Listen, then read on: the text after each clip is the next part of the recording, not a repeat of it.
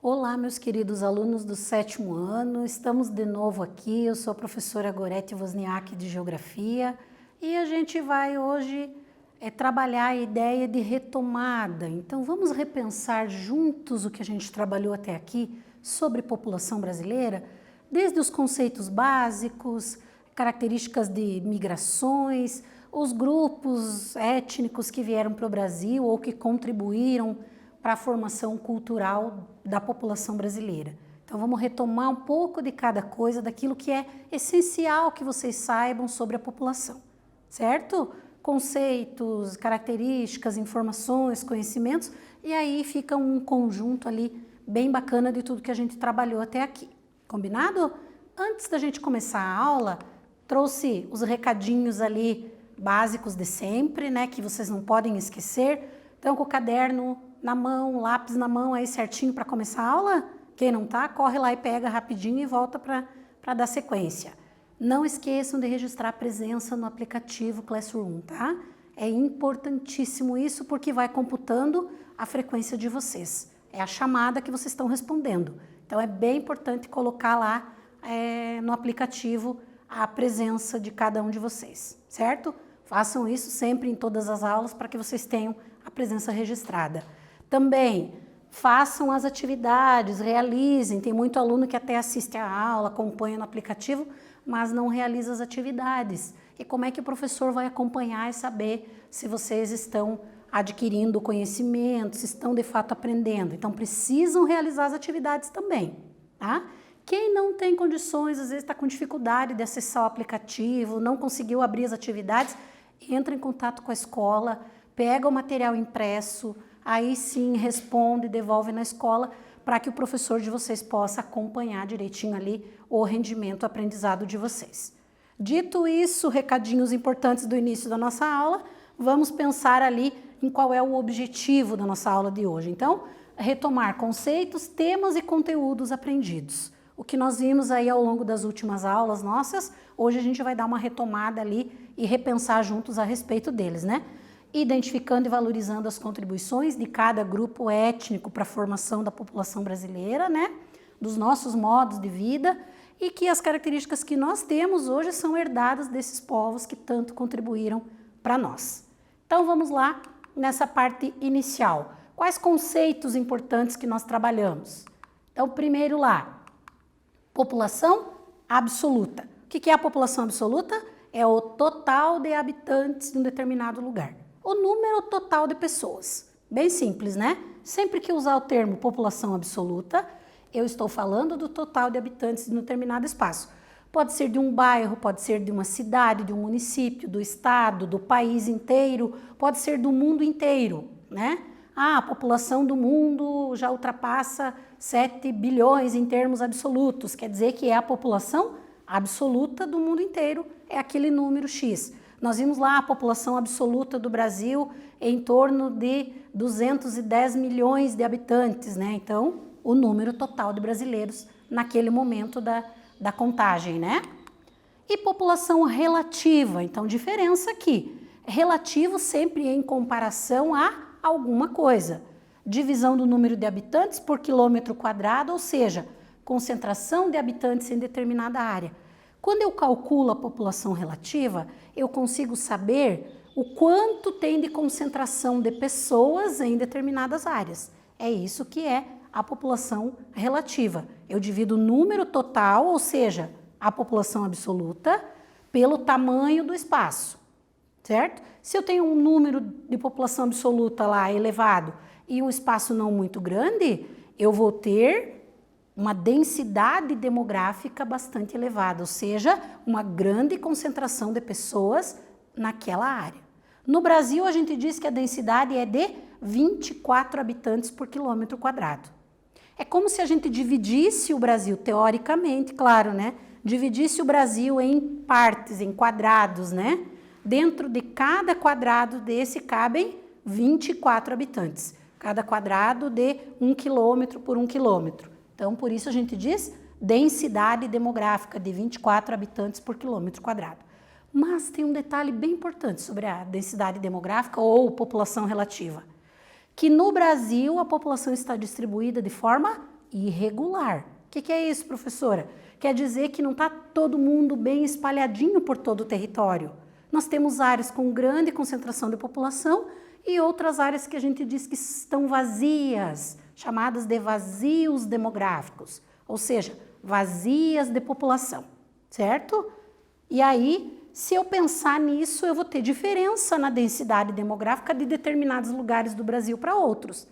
Nas áreas que eu tenho mais pessoas vivendo, eu vou ter concentração maior, portanto, uma densidade maior. E em outras áreas ela vai ser menor, dependendo, então, dessa distribuição ali da população. Continuando os conceitos lá. Crescimento natural da população, ou também chamado de vegetativo, é determinado pela diferença entre as taxas de natalidade e mortalidade. Então, eu tenho um número de habitantes, vou somar quantos nasceram naquele período, que normalmente é de 1 ano, e vou diminuir quantos morreram, eu vou ter qual foi o crescimento daquela população naquele período. E aí, expectativa de vida corresponde a quê? Quantos anos, em média, as pessoas viverão se forem mantidas as mesmas condições da vida atual dela. Então, quanto a pessoa vive, a esperança de vida ou a expectativa de vida, certo? É o quanto essas pessoas vão viver em média naquele país. Então, 73 anos é a média, é a expectativa de vida no Brasil, por exemplo. E aí, então, eu estou dizendo que as pessoas vivem em média no Brasil até os 73 anos.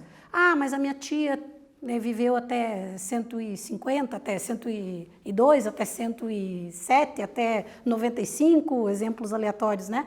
Na verdade, isso aqui é uma média. Tem, claro, pessoas que vivem mais do que isso, tem outras que vivem menos. Mas quando a gente soma e divide, calcula, a gente chega num valor que a gente chama ali daí do número que é a expectativa de vida. E a taxa de fecundidade, que é o número médio de filhos por mulher, considerando a idade entre 15 e 49 anos. Que a gente estudou lá atrás, quando falou desses índices do Brasil, que a população do Brasil teve um período que cresceu muito, porque a taxa de fecundidade era elevada, era de 6 filhos por mulher. Hoje, a taxa de fecundidade no Brasil é de menos de 2 filhos por mulher. Então, diminuiu bastante. Isso quer dizer que a população não vai crescer tanto como cresceu naquela época. Ela continua crescendo, mas menos do que crescia naquele período, né?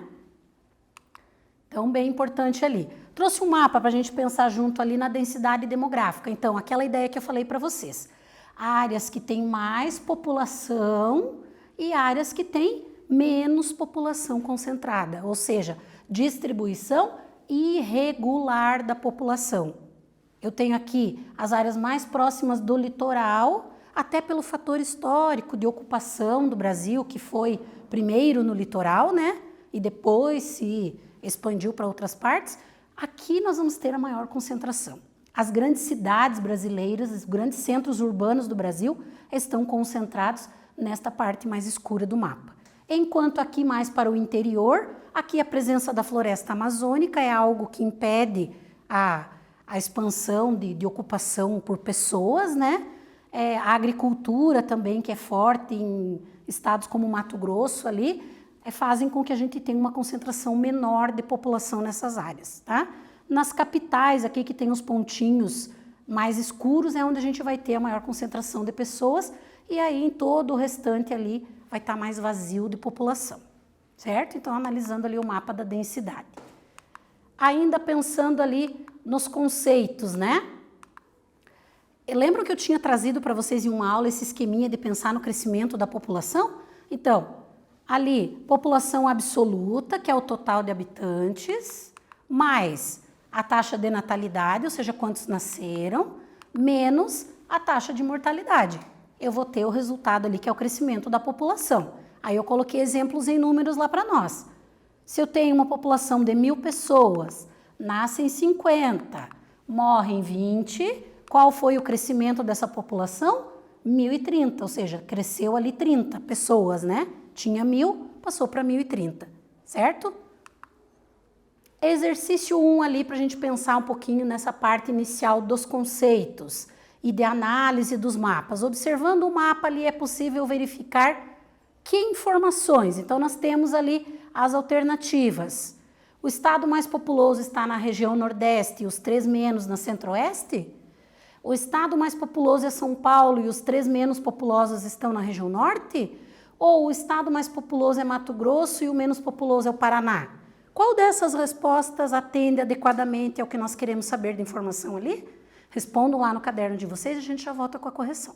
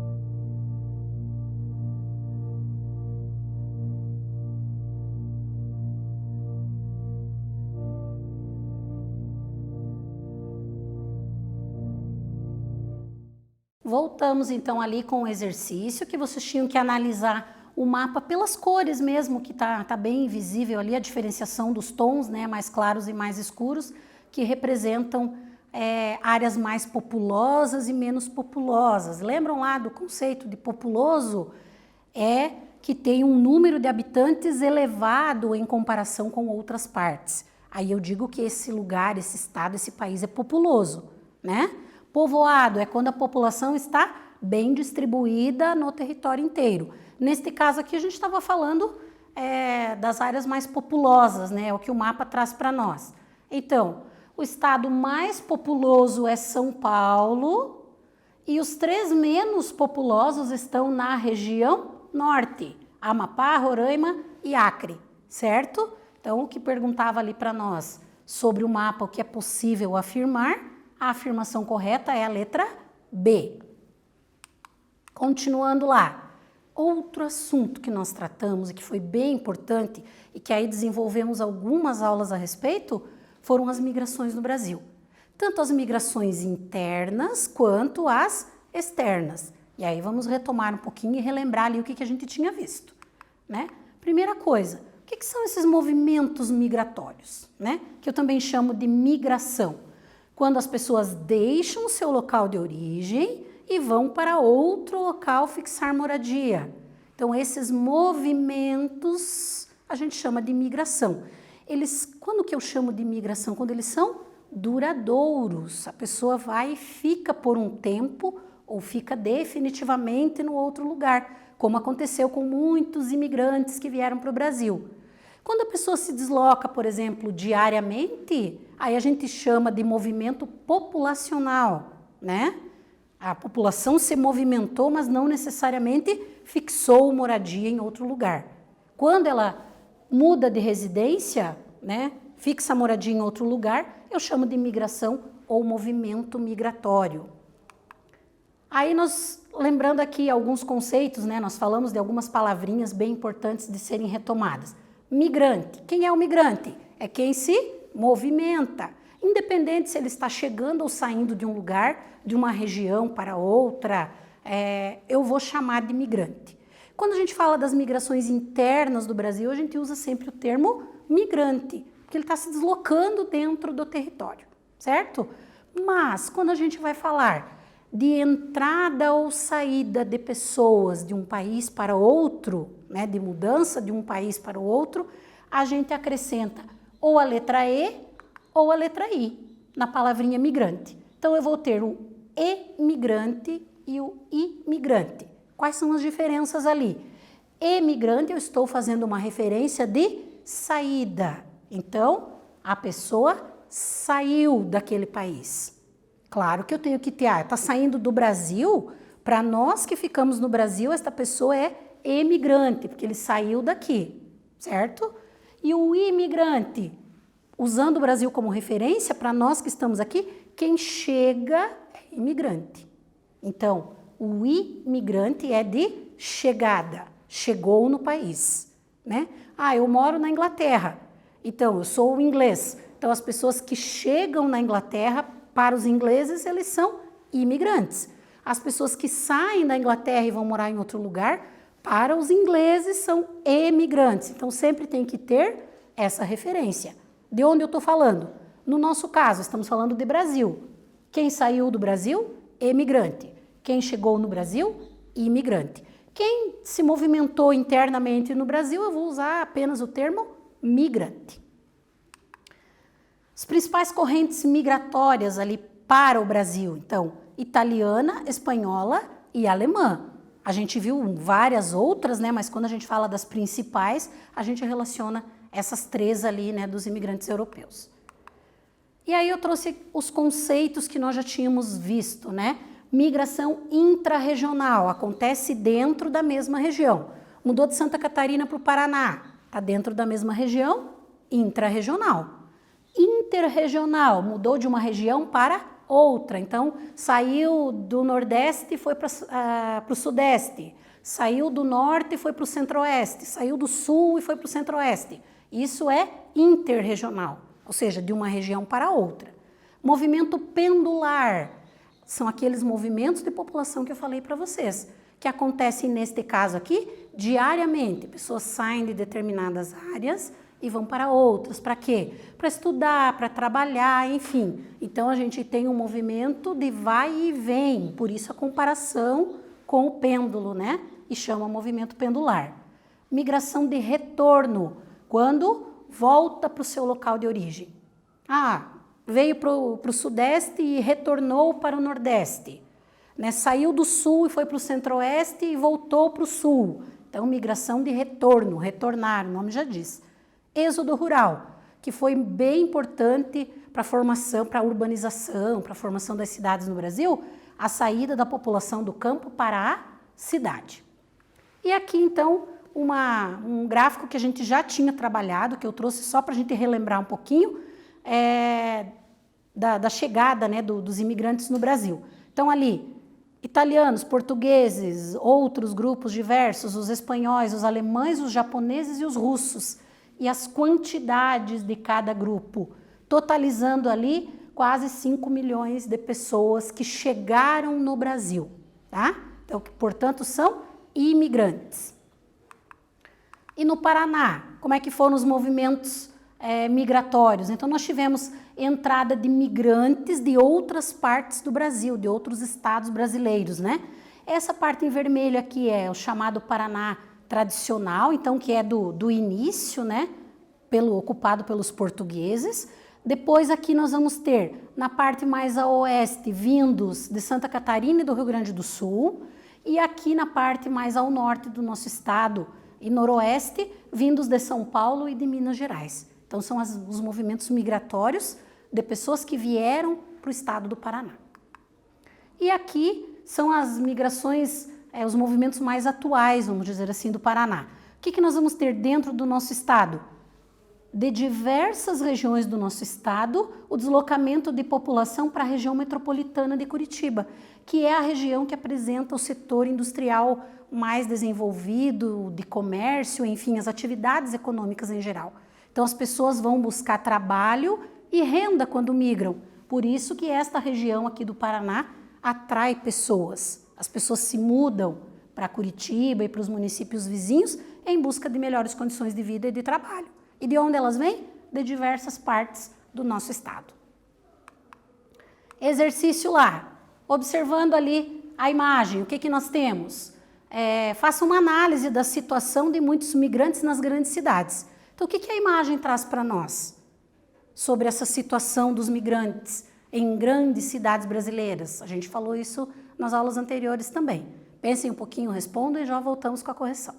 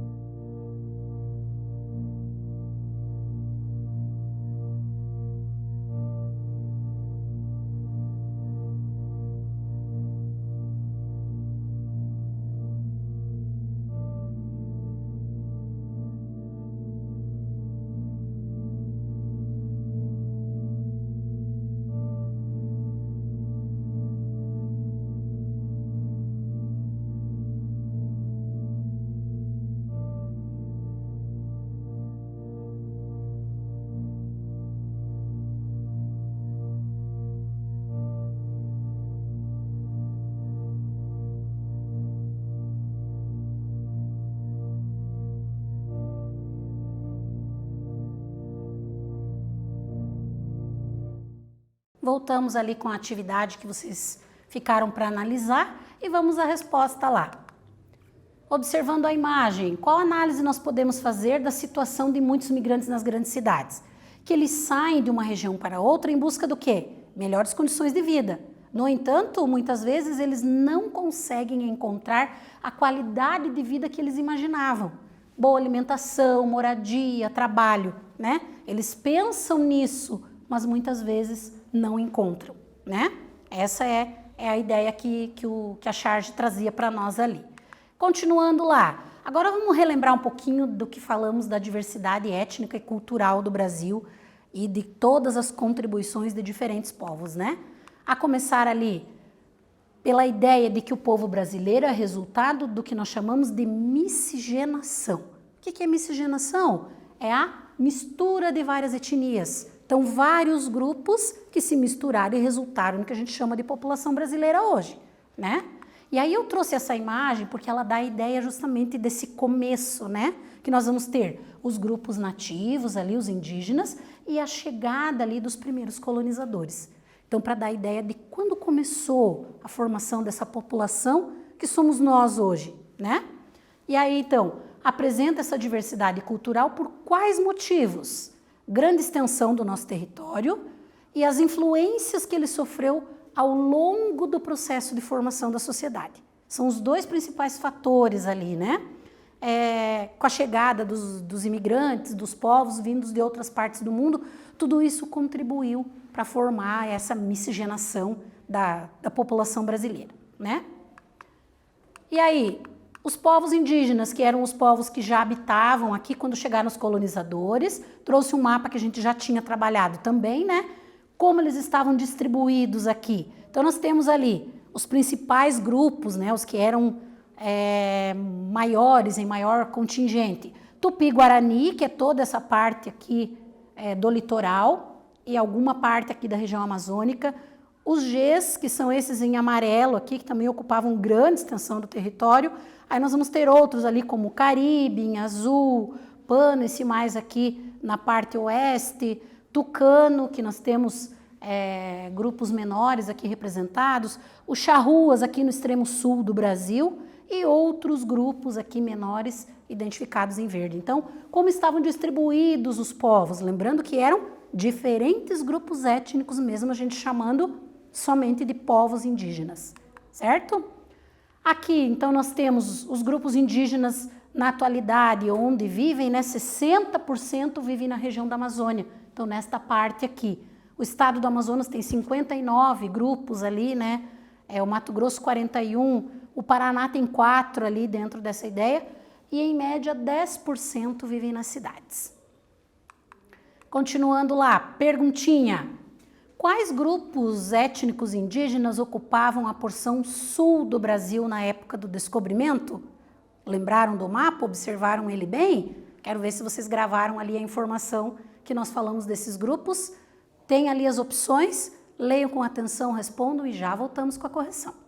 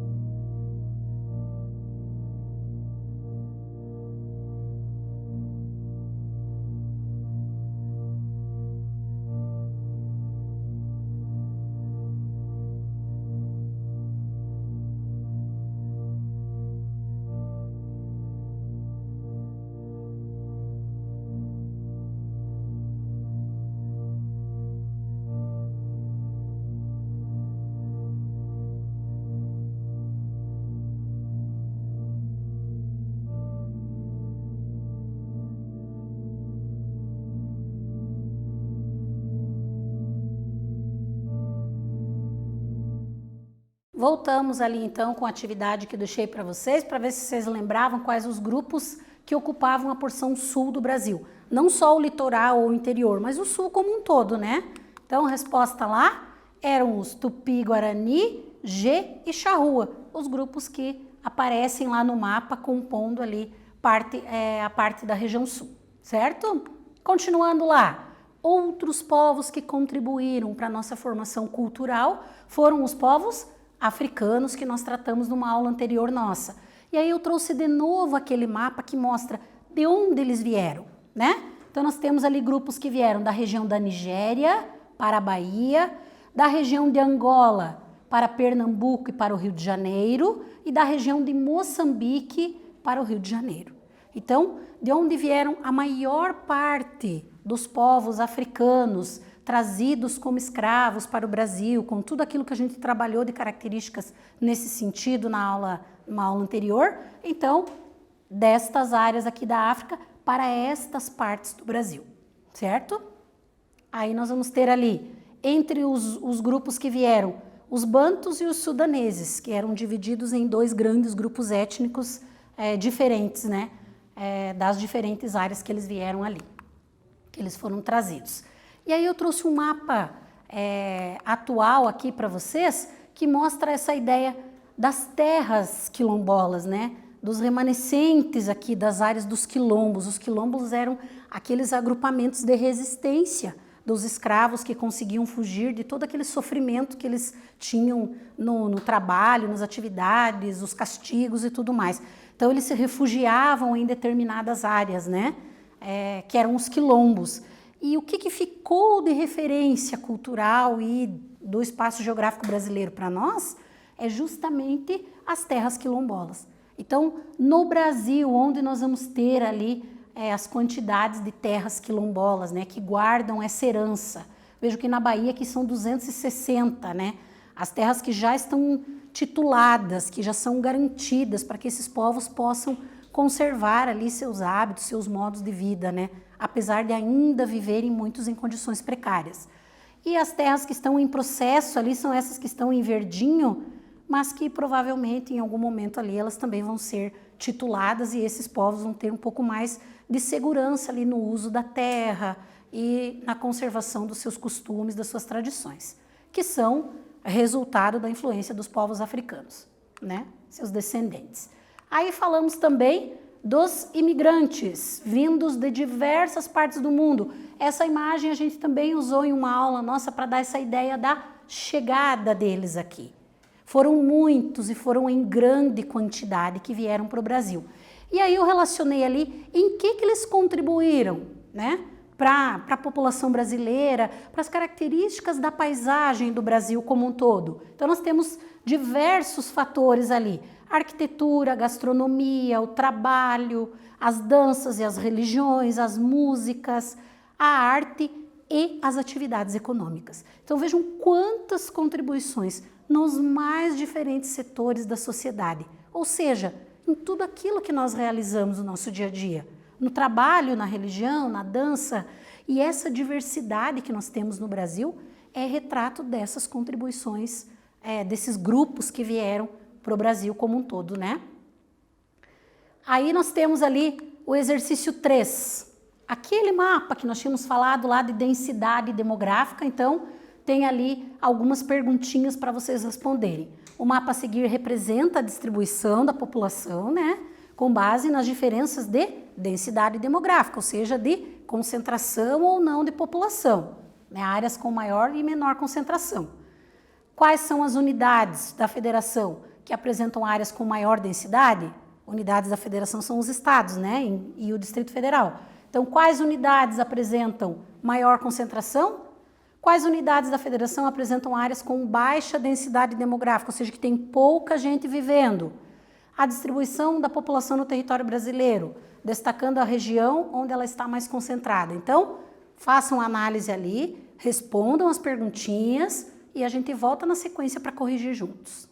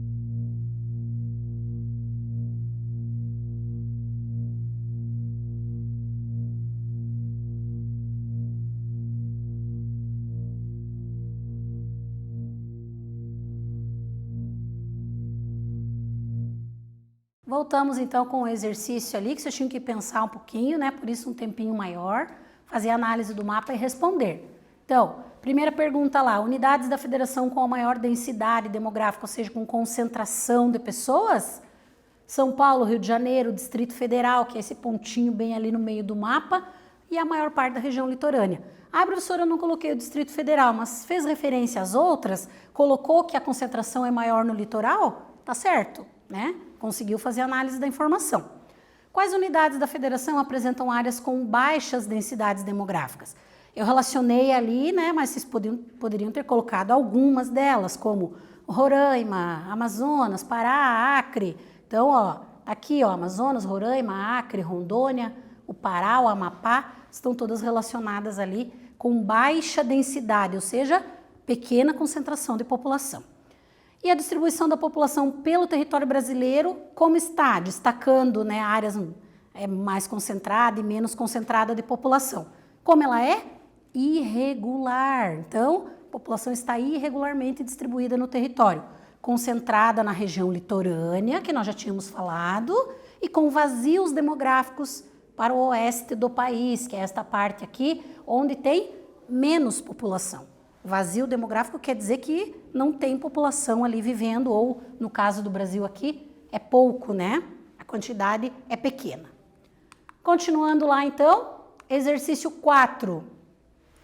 Considerando a participação dos diferentes etnias na construção da identidade cultural brasileira, eu quero que vocês deem para mim exemplos aqui das contribuições desses povos que foram os que a gente estudou de forma mais detalhada. Quais as contribuições dos indígenas, dos africanos e dos imigrantes europeus para essa formação da população brasileira? Respondam e a gente volta para corrigir e finalizar nossa aula.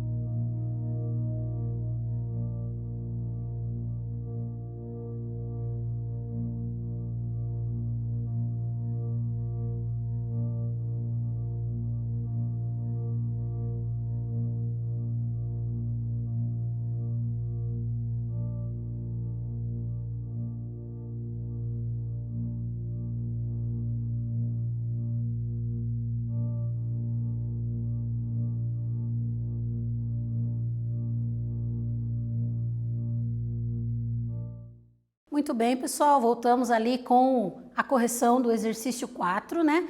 Para que vocês tivessem respondido lá em casa qual a contribuição desses grupos aqui para a identidade cultural brasileira.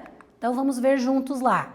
Dos indígenas, por exemplo, palavras do nosso idioma, da nossa língua, da língua que nós falamos, a culinária e o respeito ao meio ambiente. Porque a relação deles com o meio ambiente é muito mais de respeito e sustentabilidade do que, de modo geral, outros grupos, né? Então, é uma característica aí que deveria estar muito mais presente para a gente e ainda precisamos aprender nesse sentido, mas faz parte, né?